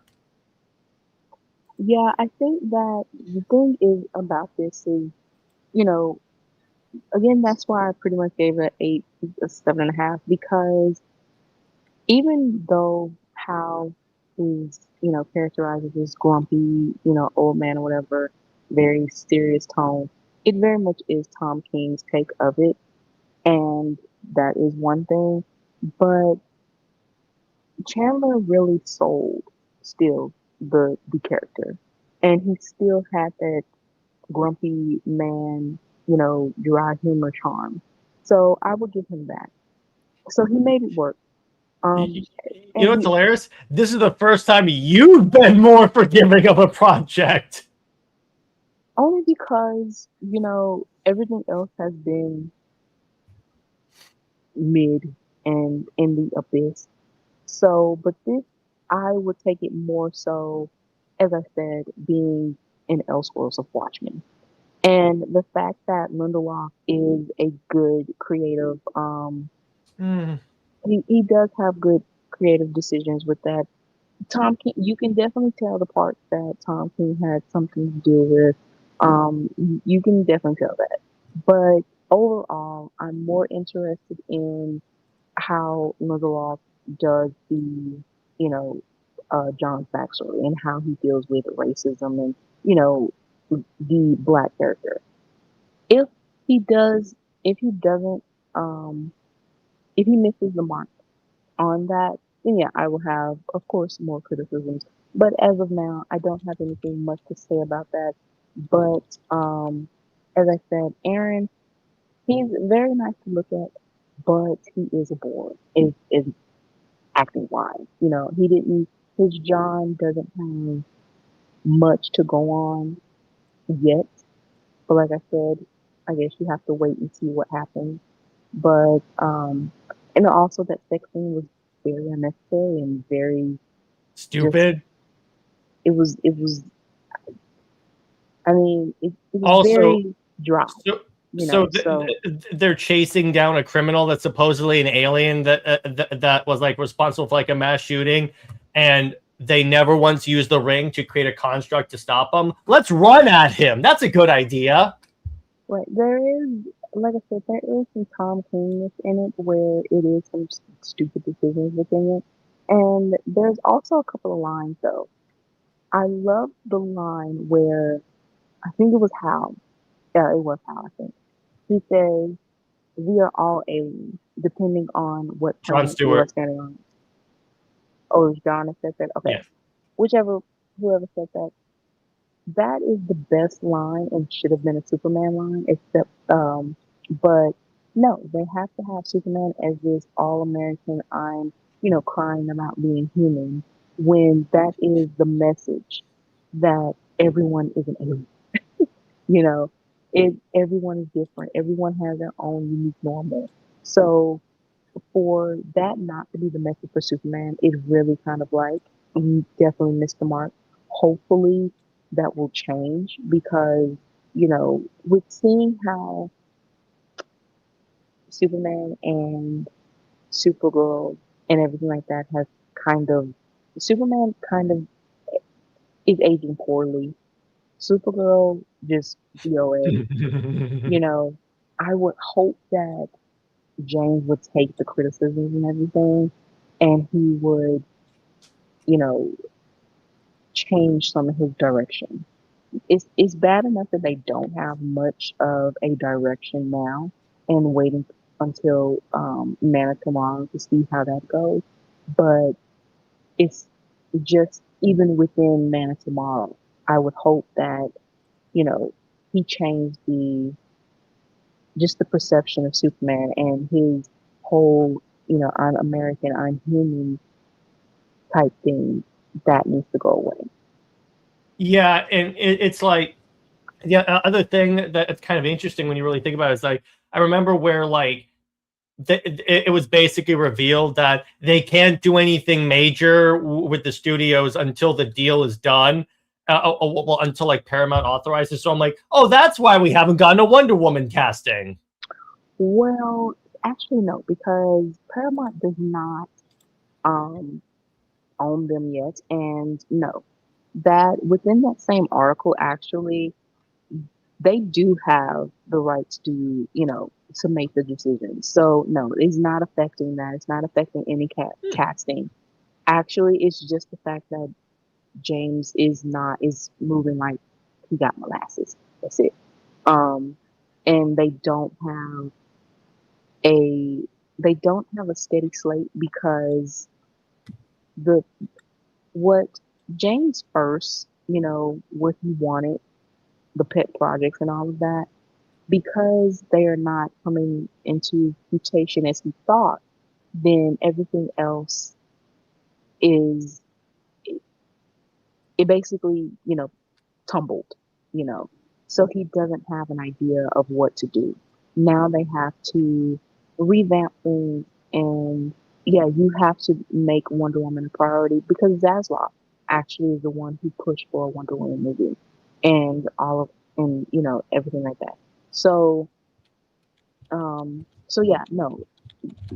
Everything that's going on with Gunn not having uh, a slate, it has nothing to do with Paramount. It is all on him. Yeah, yeah. Well, that is another good. That is a good point there. But it's like that's what happens when you base your universe around D-listers. Like again, Britt, that's what happens when the first characters of the DCU are creature commandos. It's like, what do you? Because it's like you can't expect the general audience to show. I really feel like it was like they were relying too much on Gunn's name because they're like, oh, he created he did the whole Guardians of the Galaxy movies. People know the name of James Gunn, and then it turns out they really don't care. I think because, with him being within that's the one thing that I'm saying is that this isn't Marvel. Yes, Marvel is, have their ways, but you can guarantee that they can bounce back, and they have, with Spider-Man making over 2 billion, introducing the X-Men, you have Ghost Rider, you have Avengers and everything like that. So, and also Black Panther 3. So, yeah, they are very much hyping what they have. And, the fact they're seeing on Twitter and everything like that, and even TikTok, how the X-Men is being received and they, you know, loving the casting, especially of Storm, so Marvel is making the right moves while Gunn, I feel like he thought that he could be like Marvel and you can um, make surprises. You can do this secret type stuff. No, no. He is not in that position where DC is that comfortable. He has to be more open with the audience. And he also lies a lot. He play on words and lies. And then when things actually happen that he said it wouldn't, or it doesn't happen that he said it would, he has to stop lying too, and be more honest about casting, be more honest about what's coming up. But no, he wants to play this, secret game, and it's like, no, that's not what needs to be done.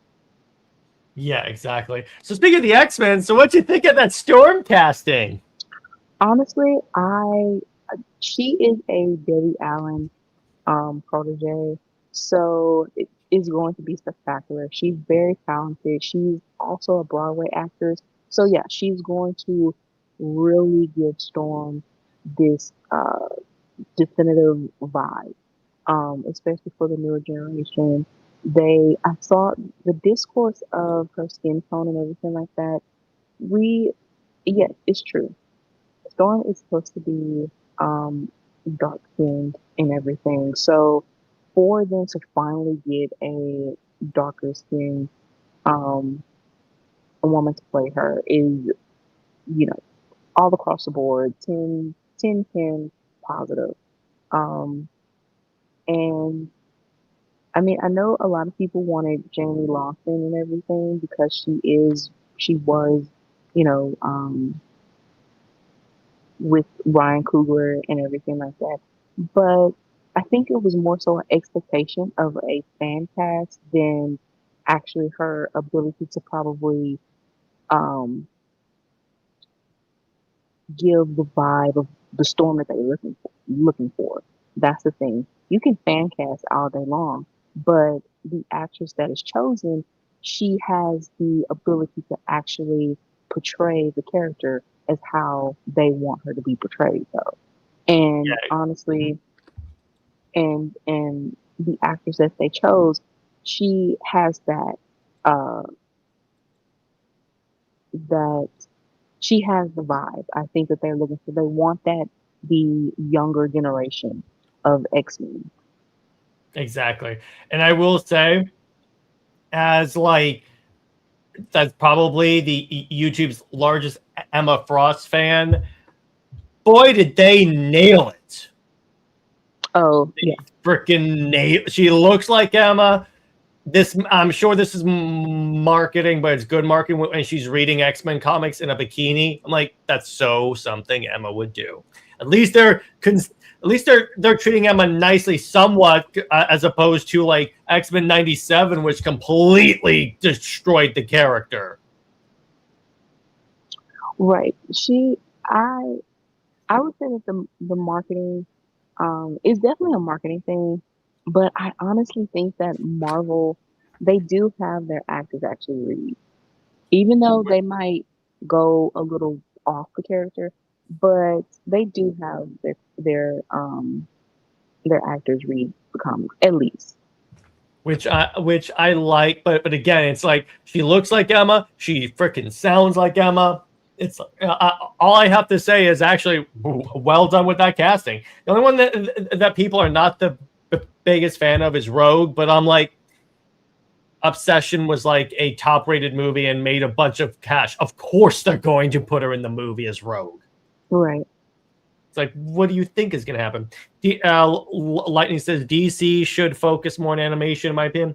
Yeah, I agree with you. The thing about it is like animation is not as like high performing and like high like opinionated, if you will, if that's the right term, as live action. That's why they go live action. But it's like, no, you could do live action. You just need someone behind it that actually knows what they're doing. And it's like we've never had that with DC.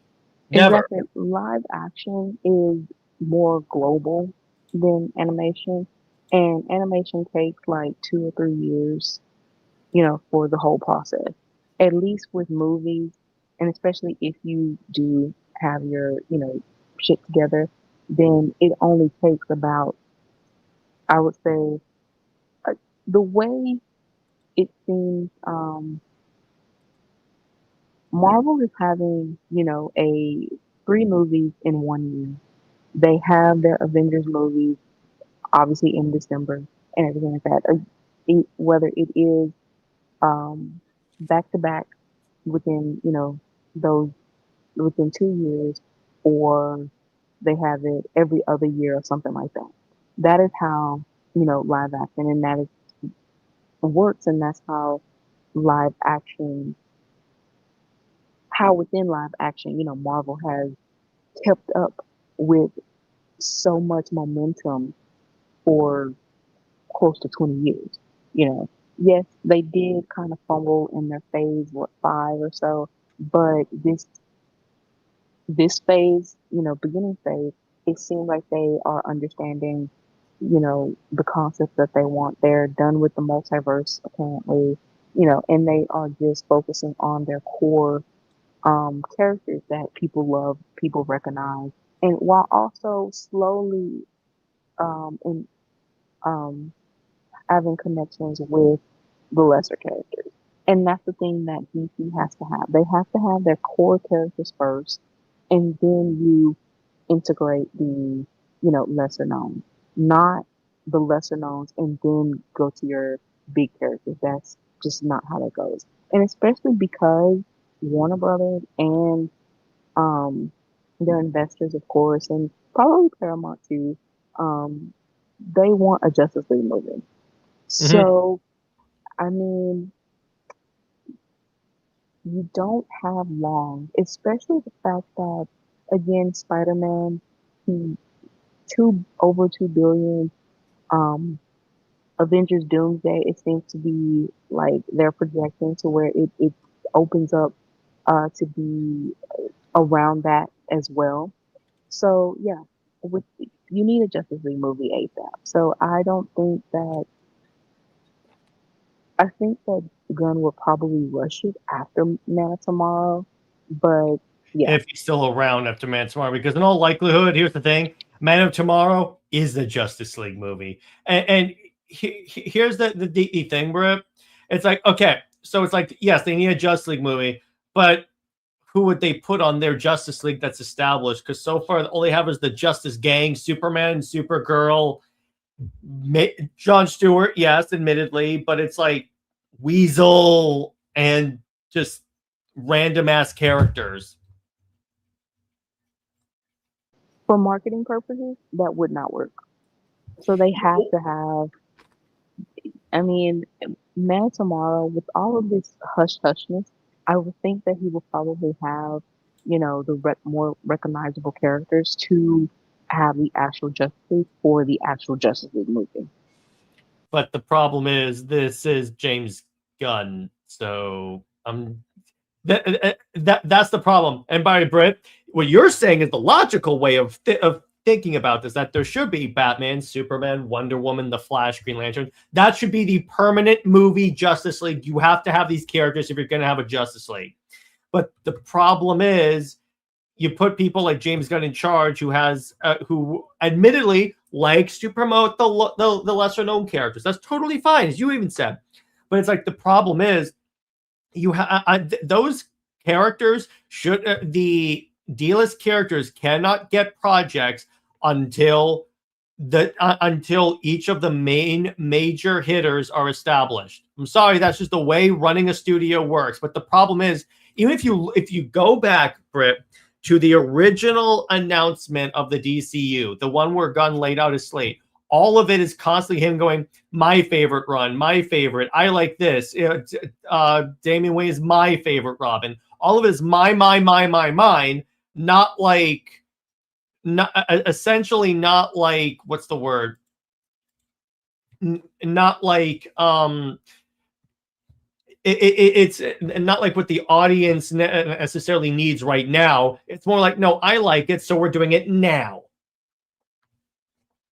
I mean, he can do that all day long, but at the same time, um, the investors in Warner Brothers is not going to wait. So it's either you have the recognizable characters or you don't get the funding needed for the movie. Yeah, and it's like, so it's like, here's the thing about it. It's like, even when you have the projects, because you had you had Creature Commandos, which no one talks about anymore, Superman, which is getting reevaluated negatively, and the Netflix CEO, under penalty of perjury, said the movie underperformed. He had access to Warner Brothers financials, so he would know it. And then you have Peacemaker season 2, which actually lost 40% of its audience compared to season 1. And then you have Supergirl, which crashed and burned in ways I never thought a movie could crash and burn. And then you have Lanterns, which at best is controversial, and we'll see if the end of the show actually nails it. It's Tom King, so probably not. But it's like, the point is, you have failure after failure after failure in the middle of a merger season. That's why I think Gunn is not going to stick around any further after this, at least as the head of the studio making the decisions. He can direct movies for sure, but it's like, as far as him being the one that makes the creative decisions for the entire universe, I highly doubt that's going to last. Probably not, but I mean, I think that is why, within um, for Man of Tomorrow, that is probably why it's boasted as, the beginning of the Justice League, and, and having these all of these characters because I mean, first, if it was just a Superman movie and a Superman sequel, I think it would probably as sequels do lower than the first one. Mhm. So you have to use other characters, of course, to big up, knowing that these other characters probably have fans, so those fans are going to go see this movie not for Superman probably, but for the character that they want to see. And Yeah, exactly. of course, you do have, Stewart. You do have now Blue Beetle. Audrey's character is still hush hush. So with all of that, whoever these um, actors that Gunn is keeping secret, if they are supposed to be important characters, of course he wants to have that surprise, once ticket sales or once tickets go on sale. Because again, if this is an important character, knowing that they have fans, he wants those fans to come see this movie. So he can be protected under Man of Tomorrow. Now, do I think that's fair? No, because that is showing again that Superman needs other characters. And that's honestly not fair and kind of, you know, um, is cheating in a sense. And like I would rather have a solo Wonder Woman movie or something like that than having these characters being props for Superman. Okay. One more question before you go. What is the single best issue of Absolute Wonder Woman so far? The annual? Yeah, honestly the angle, that's pretty much it. Because the thing that Kelly did with that I was like really impressed by is she played off the Greek story changes depending on who's telling the story, because even Athena's like, some say, yeah, I just forced Medusa to turn into a creature. Others, she insulted me. So I'm like, oh, okay, that's really good. And then I love Diana's response. She's like, what difference does it make? She suffered enough. Right. Like that's 100% what Diane, and the fact that it's Matteo de, I hope I'm pronouncing this name correctly. I use his art, just like it's the cherry on top. I still like a lot of what Absolute Wonder Woman's doing, and I'm looking forward to reading Stephanie's next issue of Wonder Woman. But wow, is this like it? At the very least, it's nice to have some Wonder Woman to at least look forward to somewhat, right, Britt? Yeah. Compared to the other guy, Britt, come on, give Kelly some credit. It's okay. Okay. I love how when it comes to lanterns, I'm the one that's the more brutal. And when it comes to this, you're the one that's more brutal. I mean, because I am a Wonder Woman fan and this is, 22 issues or so within this, and it's not like anything groundbreaking. And, you know, everything else that Wonder Woman has dealt with, while Lanterns is, it's whatever. And like I said, it's HBO Max, so it's going to be Elseworldsy in the first place. Yeah, but it's the main DC movie continuity Green Lantern, though. It's not Elseworlds. Is Gun Elseworlds? Let's just say that. It's what? Guns Elseworlds.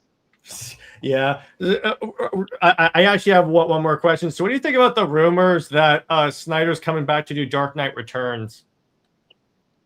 I guess we'll see if that happens, Yeah, which it is interesting how how it starts to become like the studio doesn't have as much faith in Gunn, and then we get rumors that Snyder. Now, I'm not saying it's happening. I want to be very clear about that. But I just think it's interesting when those rumors pop up. So anyway, I think that, and Brett, I'm probably gonna go for another 5 minutes. If you want to go, that's totally fine. Then just drop below anything you want to promote in terms of like some amazing stories you have planned. Right. So I am finishing Awakened Desires. I'm almost done with that last chapter and epilogue.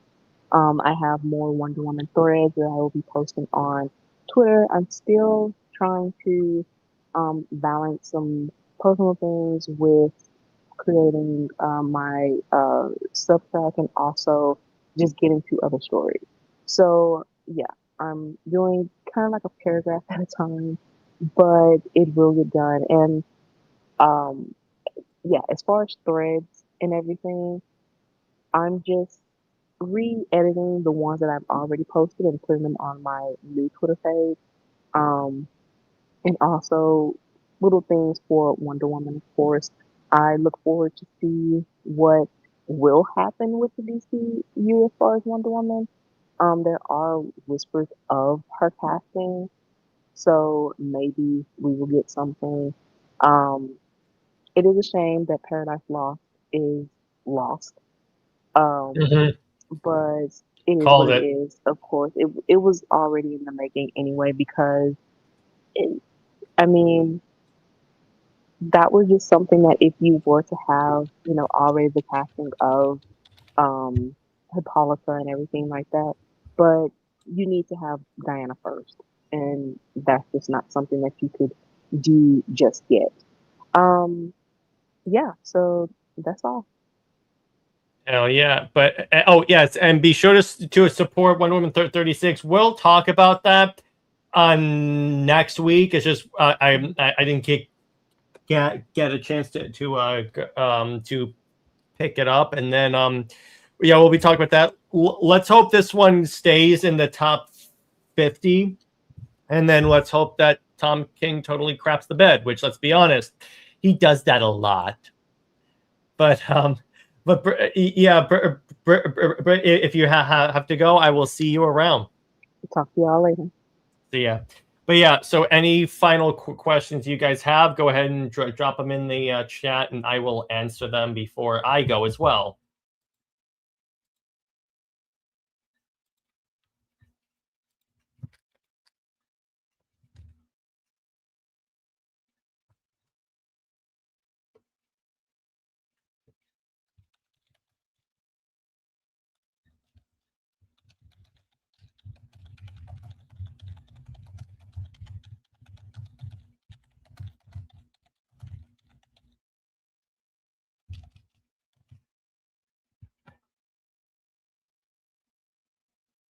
Any questions that you guys have when it comes to Wonder Woman, anything like that, just let me know. And then Superman, Wonder Woman, what I think with the DCU, that very surprised me. How Everett feels about lanterns, but you know what?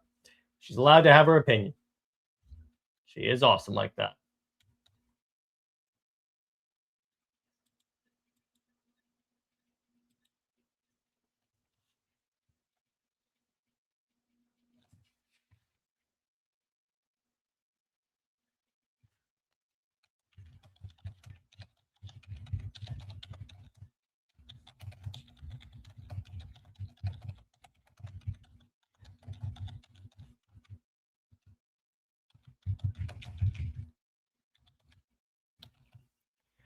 So any other questions you guys would like to know about DC lanterns? What have you got? Green Lanterns. You guys enjoy when Babs and I talked about lanterns and stuff? Let me know. Could My Adventures of Superman come back with season 4? Given the rumor, don't know if it's fact. But no. What that was is that they were going to be canceled after season 2, and Gunn saved them. I don't think. I honestly feel like at this point, I don't think that this show is going to come back, nor should it. I really feel like we're at the point where like they're going to be reconsolidating things, and again, nor should it, because I really hate Lantern. I hate Lanterns too.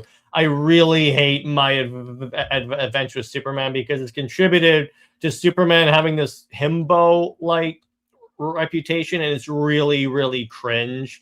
There are certain things I think you just should not be able to do with these characters, even if it's a cartoon. No, you really shouldn't be able, because people take this seriously, think that this is the way the character is, and then guess what? Leads to some really annoying stuff.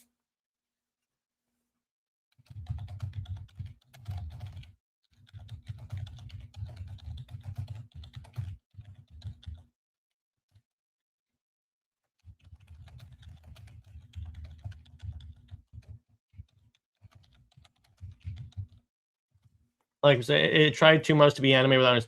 Yeah, it's like you could still do anime with like DC characters 100%.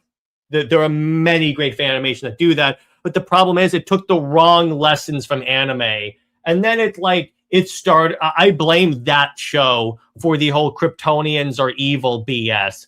I would not be surprised if Gunn got it from that, because guess what? In that show, Kryptonians were conquerors. Sorry, no, I will never accept a show as valid if it misses that fundamental thing about Krypton and Superman. Like again, when what Britt and I mentioned on our episode when we talked about it a few years back, that was like, I think we talked about it when season 2 ended, but it was like, that's the point when like if you do it like that, that is instantly invalidates your authority as a Superman creative if you make the Kryptonians evil in this universe. Now, and let me put it to you this way. It doesn't matter if it's in the comics, animation, or stuff. There are some things that you just should not be able to screw with, and that is you should not be able to make Kryptonians evil. You cannot do.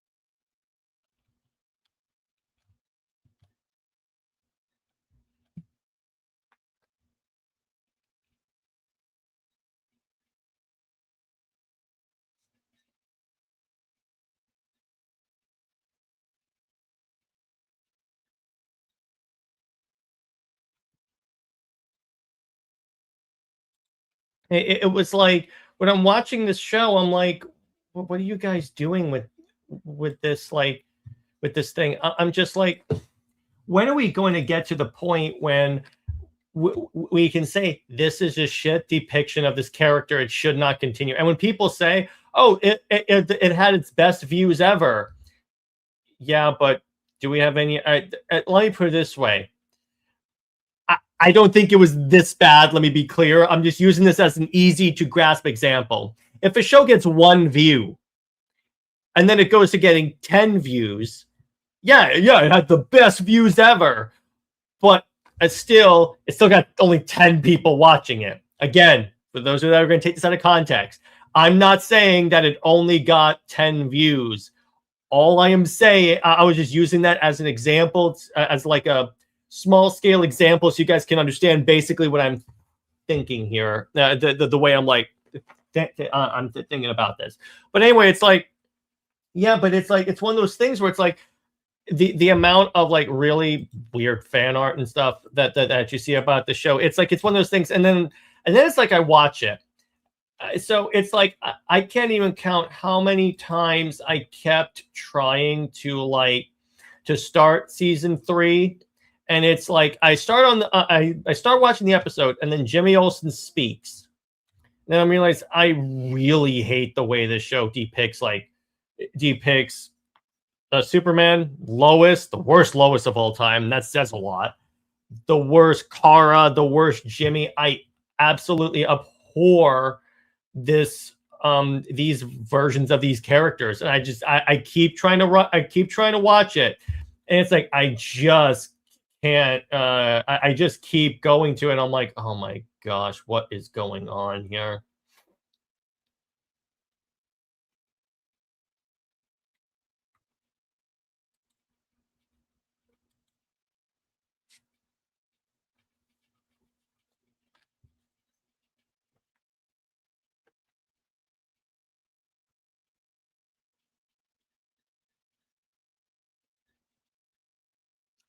It's and to be clear, if you guys like it, that's totally fine. Again, I can't believe we're in a world where I have to say that.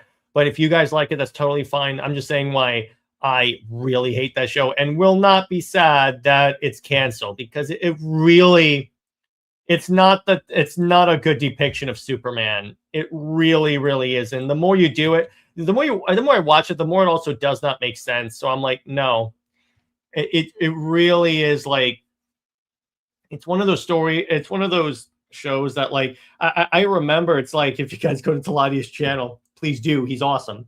But it's like we reacted to every episode of season 2 on his channel, and even I was like, oh my god, I really don't. It's like my opinions of the show went down the more we talked, the more we actually went through it.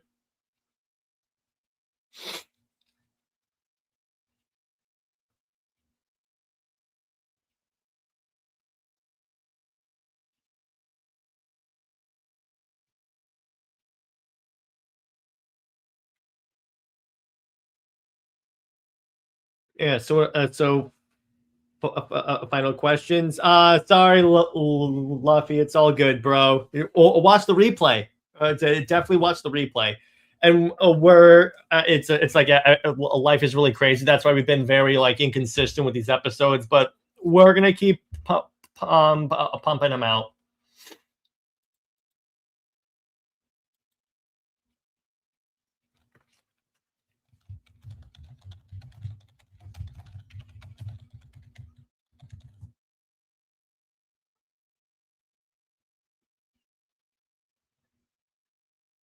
But yeah, but don't worry about it. Don't worry about it, Luffy. I'm glad you're here anyway. And be sure to like the stream, because the more you click on that like button, the more this gets spread out. Very important that this thing gets spread out. But I think that's a good place to leave it. It was a great episode, Luffy. Be sure to check it out. But yeah, so I think it's a good place to leave it. So I'm going to, so in terms of like a next comics and content, we have to talk internally about what UTC is going to be for this week. But movie night is going to be New Mutants. And then after that is Deadpool Wolverine. Then there's no more X-Men movies. I have to think about what we're going to do next. We may watch every DC animated movie. We'll see what we do there. But yeah, and in terms of Super Wonder Legacy, I think a couple of episode ideas that Britt and I had planned is, what if Superman and Wonder Woman were on the X-Men? So we can play with that. And in terms of my gaming streams, I'm going to get those back up soon. It's just the reason why the schedule suddenly changed for episodes, because I got a new job and stuff. So it was like I had to adjust based on my schedule. But yeah, but in terms of everything else, let's see. I'm working on Athena issue 2. And we will, yeah, that's about what I got right now. Hope you guys enjoyed this episode. Be sure to like, comment, subscribe. Consider becoming a member, because you become a member, you get my Wonder Woman content a day early. By the way, so Wonder Woman Wednesday, which is coming out tomorrow, I'm going to be discussing DC's Wonder Woman problem, how they say that she's like the third member of the Trinity, that they say that she's their icon, but they don't treat her as such. So we'll see on that. But see you guys later. Stay heroic. Remember, Lois Lane is Lois Lane. She belongs to General Zod. Zoe is the Maxibat for life. See you guys later. Bye-bye.